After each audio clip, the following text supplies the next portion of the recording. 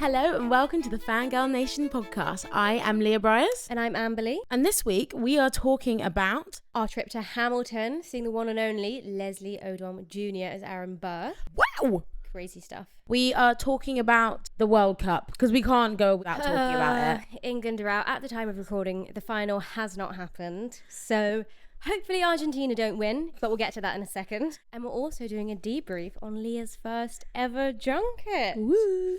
Okay, let's get into it. Hamilton. So obviously we won the ticket war to go and see Leslie Odom Jr. You won Aaron it. Burr. I won it because it was actually a surprise for Leah's birthday. So then I couldn't even post on TikTok that I won the ticket war. But everyone was posting about it. If you are out of the loop and you're like, what the fuck are they talking about? Okay, if you either don't like Hamilton or you're just not that involved. Basically, Leslie Odom Jr. played Aaron Burr, who is kind of like the second main character after Alexander Hamilton himself. He played him in the original Broadway run of Hamilton, and if you go and watch Hamilton on Disney Plus, it's him as Aaron Burr. And he's come back. He's made his West End debut, reprising his role as Aaron Burr, which he hasn't done in I don't know how many years. Well, no, he did it last year. In Broadway. He's never done the West End. No. Yeah. Okay, this was your first time ever watching it. Yes. This was my fourth. Weirdly, I do love Hamilton. I didn't realize I loved it that much. It might even have been my fifth. Anyway, and all the Hamilton fans that were very switched on were trying to get tickets. As someone who's seen it multiple times live, Aaron Burr's character, I was always kind of like, I think I get it, but I don't know if I do. I always kept being like, why are we going away to this side character? Whereas with him, I was like, oh, this is what it's meant to be. Right, okay. So this is my first time seeing it, ever. The only version I've seen is with him. Yeah. And it lived up to the hype. He was crazy. It was also the most electric audience. The audience was insane. It reminded me of like actual Broadway. Because I say a Broadway audience is completely different to a West End audience. Just because the Americans are just fucking loud, aren't they? They're just excited to be there, you know? There's no British politeness. There's no British politeness. There's no stiff upper lip. But it was just like, it was electric. It was amazing. He walked on. Everyone was cheering. After every song, everyone was cheering. Like, people were screaming. It was like being at Harry Styles' concert. People were hooting and hollering. And then even the songs that he wasn't in, people were still giving them a big cheer. Like, it must be amazing to be in that cast. And to have the great Leslie Odom Jr., who is returning for his role where he has an Oscar for and Tony. He has an Oscar and a Tony for the role, and for good reason. Also, his voice has matured. It was silky. It was smooth. In Wait For It, I was almost brought to tears. I had to hold it back. Oh, yeah. When he does that bit, when he steps to the front of the stage and there's the big pause. It was sensational. I've now gone on TikTok and I've watched the clip that someone's like, oh no, that's so weird. My phone must have recorded this and it uploaded itself onto TikTok. Because obviously you're not supposed to film. It's illegal. It's illegal, however. You know, they put the signs up in the theatre saying no phones, no recording. And maybe the young folk don't know that it's a thing. In general, just theatre etiquette, life etiquette has gone out the window. People walking on tubes. People just not understanding how the world operates. Fine. But during intermission, the guys that stood there, because we were like on the aisle. Yeah. We had very good seats on the Royal Circle. The guy who works there was like, excuse me, can I just get past? And he goes past us to this woman who's like stood 2 seats down and he's like, can I see your phone please? He's going into her camera roll. She's like, there's nothing in there. He goes into her recently deleted. She's feeling confident, I think. There's nothing there. Then he goes, can I look at your voice memos? She starts to get a bit shaky. She goes, I can delete them. And he's going through them and he's listening and he makes her delete them and delete her recently deleted because she was recording a fucking voice memo. It is against the law. I say against the law, but it's not for concerts. Because it's intellectual property. The same way it would be against the law to record in the cinema. It's the same thing. Why? Because it's not yours to record. Also, it's really distracting for the cast. It is, yeah. So it's not fair on the cast Little when they're memo. seeing like glowing screens, people's faces all of a sudden just glowing. And also, it's theatre etiquette. Don't do it. It's naughty. Also, it's distracting for the people around you. Yeah. There's lots of reasons why we shouldn't do it. She must have done it very sneakily. I actually didn't notice her. I didn't notice her. She must have had it under her leg. She must have hit record. And I will say, on the sign, it specifically said no photos or videos. So she didn't do either of that. So technically, she was in line with the sign, but not in line with the etiquette. But she did get annoying later on, though, because she started fucking singing. She was 2 seats down, right? It was her husband and then her. And I looked over and I kind of gave her this look, and her husband saw me and then he went to her, stop singing. Because it was also not even at like hooting and hollering songs. Like she was singing at like the quite intimate songs. As soon as the kid dies, Alexander Hamilton's son, what's his name? Philip. As soon as Philip died, the floodgates opened.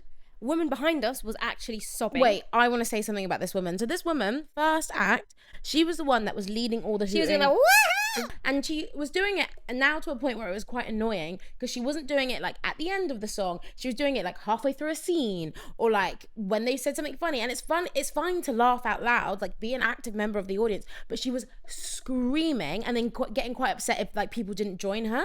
And she was really going for it. And then Philip dies, and every fucking 30 seconds you'd hear this huge sniffle, because she was like until generally the curtain call. And I understand like the emotion can take you, is very exciting. Hamilton's got very dedicated hardcore fans, but you're ruining the show for everyone else. It's not fair. She's crying, this other woman's singing. Like, oh just do what I was doing. You could do a little lip sync if you really need to really get it out. Sing. We all wanted to sing, but we're not at Hamilton karaoke. You're not a bigger fan than me. Well, you probably are, actually. But, you know, everyone paid their money to go there to listen to them. Not you hooting and hollering and crying and whispering to your sister. Because it was so loud, I could hear what they were saying. They were whispering the whole time and chatting. I think a whisper is more annoying than someone just speaking, because you're doing... Sorry to the only audio listeners and the people listening on headphones, but like it was so jarring, and it kind of did ruin my last 20 minutes. Like, it did, didn't it? Because I kept coming out of it. I had to keep being like, no, Leah, don't get annoyed. Yeah, me too. Luckily, they didn't ruin the whole thing. It was absolutely fantastic. Watching Leslie Odom Jr. do his thing was insane. Lived up to the soundtrack. And then what I think is really, really interesting is when Hamilton first came to the West End, there was a conversation about whether the original Broadway cast were going to come with it. And they actually decided that no, because they wanted to prove that it could be done with other people. Watching Leslie do it, and then watching the rest of the cast doing their own takes on the roles was just unreal, because it just shows how good this script and story and songs are, and how great British talent is. And I've seen it, like I say, a few times, and each time it's a different show, because I've seen a different cast each time. I was a bit worried that I was going to watch it and be like, oh, but I wish it was Lynn. I wish it was... No, I don't think anyone ever does wish it was Lynn. Sorry, love you, Lin-Manuel Miranda, writer and creator of Hamilton, among many other delights to the world, musical genius. However, when he's doing the Maria Reynolds part, I do get big ick on Disney Plus. How am I supposed to say no to this? How but my body? Oh no, I will say no to that. The first time I ever watched Hamilton was press night when it came to the UK, and that was my favourite ever Alexander Hamilton. I don't know who he was. He was tall and young and sexy. You just want to fancy Alexander Hamilton. Fair dues, yes, babe. I think it helps to have a lead that you know, fantasy. We had a great Hamilton, I thought. I agree. Our Hamilton was Stevenson Arden Sodje, who I've actually seen before in one of my other favourite musicals, Once on This Island. He plays Daniel, and he was really great. So he was brilliant. He was great. We also had just an outstanding cast. The guy who plays, not Lafayette, the one who dies in battle and then comes back as Washington. That was Shaq James. He was... Oh, wait, no, not Washington. He comes back as... Philip Hamilton. Yes. Was so funny. I've never thought that role was funny. Never has been funny before. Like, almost like it's supposed to be. Yeah. But he was actually funny. It felt fresh. Yeah, as Philip Hamilton. He was hilarious. What was he before he was filming Hamilton, the first act? John Lawrence. He was jokes. Also, the guy that played the Lafayette Jefferson track. So good. The guy that played Washington. One of the big ones that I'm like, oh, are you going to live up to the soundtrack was... King George? No. We'll get into that. One of the big ones where I was like, are you going to live up to the soundtrack was Angelica Schuyler. And she was sensational. There's something about a theatre performer when you can just sit back and know they're going to hit the notes. And after she sang her first few lines, I went, we're in safe hands. She's got this. And she looked stunning as well. Yes, she did. Yeah, King George, best King George I've ever seen. He was bringing the house down. Do you know why? Because Jonathan Groff is King George. Yeah. So every time I think I've gone to see it, it's so hard for people to live up to, especially because so much of it is in the subtlety, because he's just deadpan and then the little, there's no choreography. Yeah. It's just facial expressions mostly, and some shrugs. Yeah. But he was so good. He was so funny. And you could tell he was having a great time on stage as well. But I just want to say the whole cast, like everyone absolutely smashed it. And I would say if you can get down there, go ahead, but you probably won't be able to. There's a few tickets out there. They are crazy prices. But hey, if you can. It was one of the best theatre experiences I've had, I feel like. Yeah. The audience, just everything. Except for the, you know, the little interlude of people recording and stuff. That has actually been big theatre news this week. So the same thing happened in Dublin for Legally Blonde's touring there.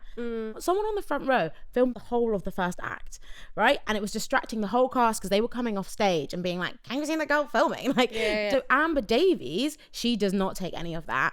She said it happened a few times in Dublin, and she's one of those people that she will go to the staff and be like, the person that sat on this row 4 seats in is filming, and she's the one that tells them. She was so annoyed. She went on to her story during halftime I'm already on the football during the interval, and she went to her story and was like, this is your reminder not to do it, and I've asked the ushers to kick you out. It made the news. It was big news. But it is illegal, guys. It is illegal. But ruining things. They are. You know where else phones are ruining things? Thorpe Park. Go on. I went for my birthday. I haven't been to Thorpe Park in years and years. And like they now, like before you get on any ride, they're like, you are not allowed to film this called like on this ride. Like make sure you put your phones away. Because obviously loads of young people now just want to do like POVs of themselves on the ride. What? Yeah. And so like we went on Rush. They started the ride, then they stopped it because then they confiscated someone's phone. They were like, we've had to stop the ride because someone is filming themselves. What, like in the ride? During the ride. Well, you're not worried you're going to lose your phone? They're not. They don't care. They live for TikTok. Whoa. Yeah. Like there's a whole new world out there of like people like the Gen Z I'm Gen Z, Gen Alpha even. Yeah. Want to go and record themselves on the rides. So anyway. Gosh, it's everywhere. Sometimes you've got to live in the moment, especially with something like theatre. I think it's the beauty of theatre is that actually you're the only ones that get to see those people in that room, the only people that get to see what's on stage. Obviously, it just breaks my heart when I miss a show and I'm like, there's no recording, I'll never see that. But I think that's what makes theatre beautiful. I'm happy to see the Leslie Odom Jr. clips on TikTok. I am. Amberly. Come on, you enjoyed it. I would never do it. But if it comes across my desk, I may give it a like. Moving on. Well, as football is on the brain, we must talk about the World Cup. As we say, at the time of recording, the final hasn't happened. And hopefully Spain has won because I don't like Argentina. I don't think the whole world does at the moment. But let's not get political. It's not political, is it? It is quite political. I don't like them. I don't like the way they play. No, I was going to go into football pundit mode and say my reasons why I think how the game ended the way it did. But I'm not going to do it because what the fuck do I know? But I am enjoying everyone becoming a football pundit. Do you know what I'm just sad about, right? Is I've never been a supporter of England. Like, as in I've never been a believer that they could do it because we always bottle it. Where were you for the Euros? I didn't think we could do it, and we didn't. Right? Because England under Southgate, they were playing all this defensive, sitting back. There was no like aggression like other teams that just like come at it. We always bottled it. We bottle it in the penalties. We bottle it just like somehow we just like I'm just like, oh, so British, like they just can't fucking do it. Yeah. So like I'd always go and support, but I never actually believed. Okay. But this year, I didn't get my hopes up, and then somewhere after Mexico, I was like, fuck. I knew you were fully fledged when you put that England shirt on, and they embarrassed you when you had the full costume on. Do you know what I mean? I literally had never worn one before. That's the thing. Because I was like, I'm not wearing an England shirt, and then I did. And I was like, wait. Maybe this Thomas Tuchel, hang on. Tuchel? I actually don't Whatever. Know. Mr. Thomas, the German. I was like, hang on. I think he knows what he's doing. He's playing, he's attacking. He's not doing a defensive. He's going all out. And I thought, okay, we've got some great players and he's bringing them all together. And then he let me down. Do you know when I knew it was all over was when he took Gordon off the pitch, because Gordon became my favourite player in the football. I'd never heard of him before, Anthony Gordon. But I kept thinking, who's this man that just keeps running up here and he's sensational, just keeps bringing it forward. He scored and then they took him off. So where's he going? You're my new favourite football pundit. Then they brought on defender after defender, and I just had it all before, 30 minutes sitting back, yes. And that is it. They were just like, here you go, Argentina, want another try? Yeah, go on. Want another one? And another one? And another one? Come on. We're playing with fire. No, that is what it was. I watched it. Corner after corner. Jesus. Yeah. I've never been quite so brokenhearted. This is why I only get involved in football during the World Cup or the Euros. I don't even care about the Euros. It's just half the world. No, Euros are good, man. Yeah, Euros but like, get invested. Like, oh, okay, you're good enough. You're just Europe. I just like to put my England shirt on and have a great time in the pub. I think I'm hoping by the Euros We learn from our mistakes. I like to understand the decision making. Why did he do that? Why was he trying to play it safe? You can't play it safe with Argentina. You can't. They're dirty. I didn't want to say my opinion, but what also upset me, I think mentally, they were getting really rattled by the Argentina being dirty, and we know that's how they play. So actually, I think the strong suit would be just push forward. Yeah, push exactly. through Just it. keep pushing. Just because they were getting rattled. Yeah. They were getting upset about it. Anyway, this summer has been top tier. And I was just having visions of us out on the streets. And I was thinking, fuck, if we won the World Cup on Sunday, imagine. Like, this summer has been so good already. Like, I just think we really could have done with it. Well, everyone's saying the actual World Cup final is what's happening tomorrow at the time of record, which is the France and England. Playing for third place. Sorry, the fact that they have to do that, the fact that they make them do that is like, that's so horrible. It's so nasty, isn't it? What the fuck? Well, it's the warm-up to Sunday where we will be Spanish. I actually have Spain in my office sweepstake. So I've been rooting for Spain the whole time. Yeah. Mia? I also have France. Listen, I'm Spanish on Sunday. Yeah. We all are. Long live Spain. I'm really claiming that 2% Spanish I got in my Ancestry UK. We watched it in like a kind of like a fan park for the first time with my family, and every time the FIFA boss came on, Booze. booze. And they're really cashing it in because this is the first time they're having a halftime show. FIFA are pissing me off. And everyone in the world, baby, they're having a halftime show with crazy headliners. Who's headlining? Justin Bieber, Slay. BTS, Shakira, Madonna, Burna Boy, and curated by Chris Martin. They were like, hey, Super Bowl, you got one act? Thought you were getting Justin Bieber. But they also have a closing ceremony before the final, right? Where they also have massive headliners for no reason. So they've got Post Malone, Robbie Williams, Nicole Scherzinger, and they have an appearance from Tom Cruise. What does that mean? He's going to come in on a motorbike. Yeah, like he did for the Olympics. He's going to warm up the LA Olympics. That's what it's going to be. It's like, America, you thought this was good? Just wait till our Olympics. It's going to be something like that, isn't it? Exactly. Americans are good at it. They can put on a big show. So I will be looking forward to that. I'll be tuning in and we'll be hoping for a Spanish win. I'm scared though.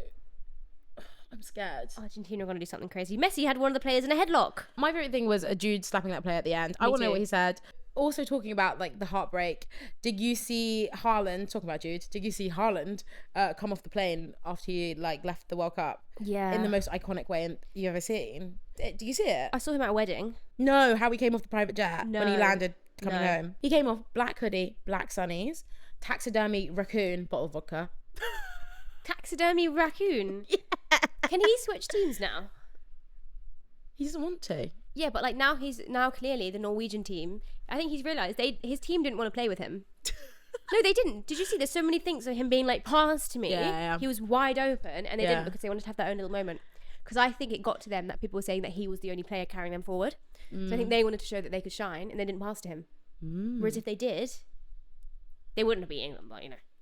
Maybe he was thinking, fuck, maybe I should play for England. I don't think he ever will. He's been quite passionate about not doing fine. it. Well, yes, anyway, World Cup, very sad. I actually woke up. I was dreaming of the World Cup. I've had some dreams of football over the past few weeks. And I feel like the girlies have really gotten into it this year as well. Amber, you've just not been into it. No. Everyone's been into it. No, I've always been into football. I'm always out with the girlies. Way more on TikTok now. Like, they're like, I'm seeing all these But also TikToks. TikTok's just bigger.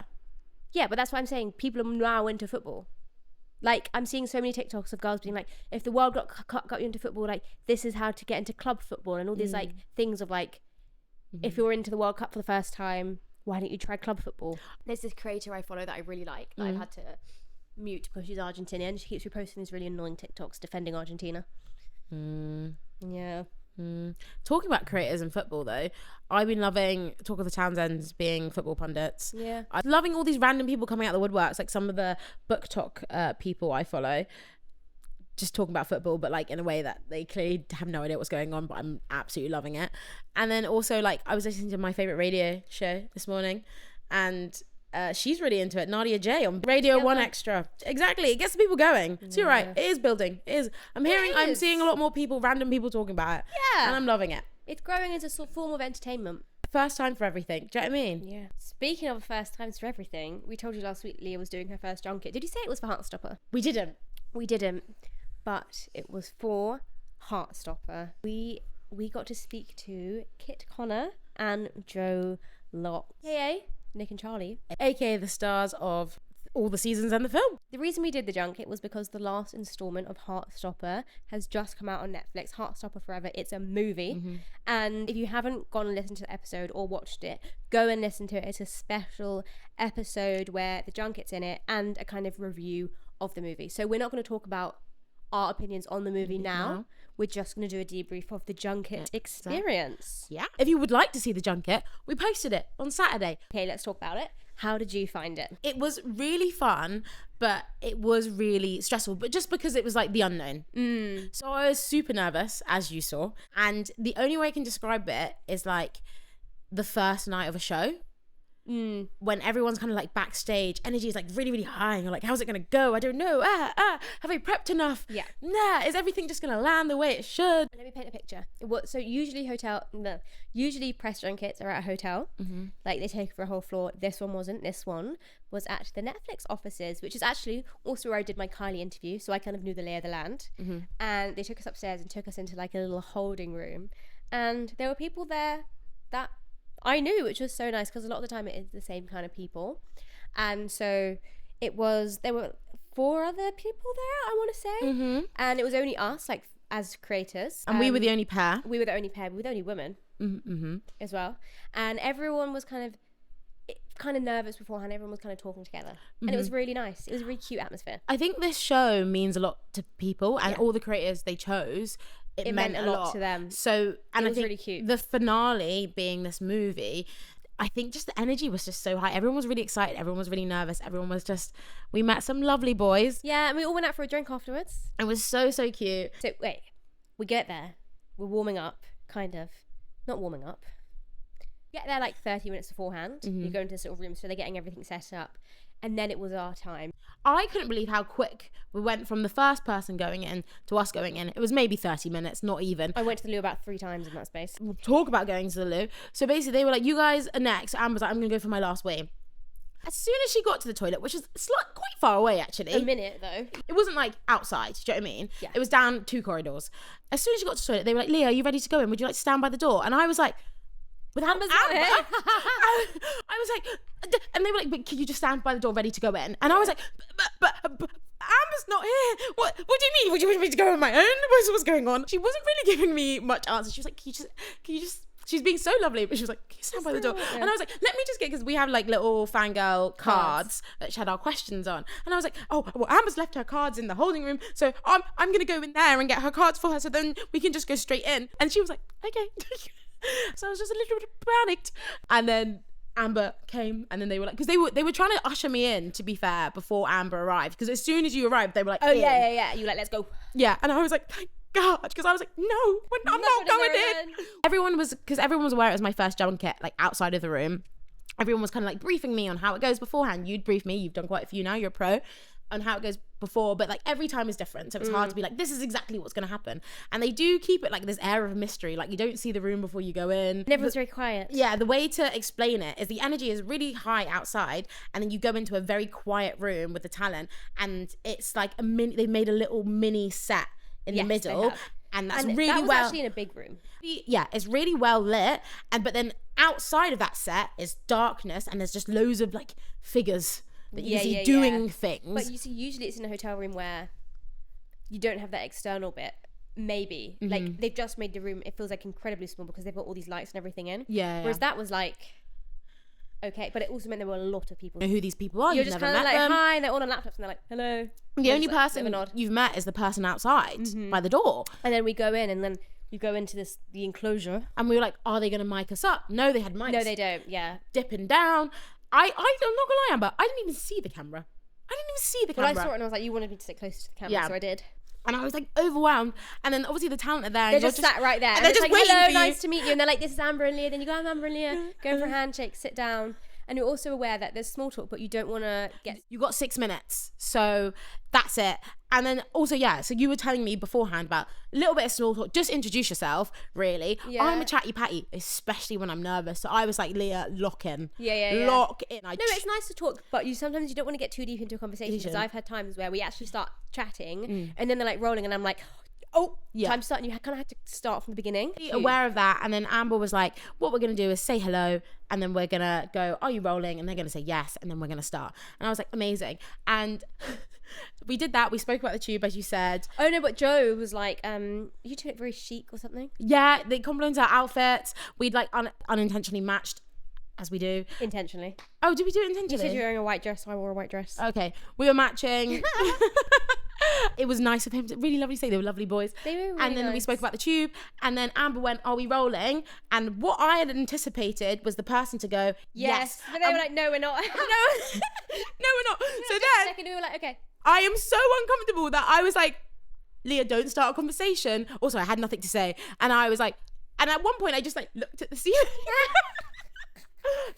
Thank God they weren't rolling, because it's just me being like, and then we were all, because there was the four of us just like, what do we do? Because we'd like wrapped up the small talk. We couldn't start again. Yeah. So we kind of just like waited for like 20 seconds, and then they were ready. And they're like, okay. And then we got started. It was a very mellow energy. It was really nice. the guys were just really nice and chill. It was a complete opposite, because Amber and I were like dancing in the holding room, and like energy was high, especially because I had the whole drama of like, why are you sending me in without Amber? It was like a nightmare. And then we get in and they're like, Hi.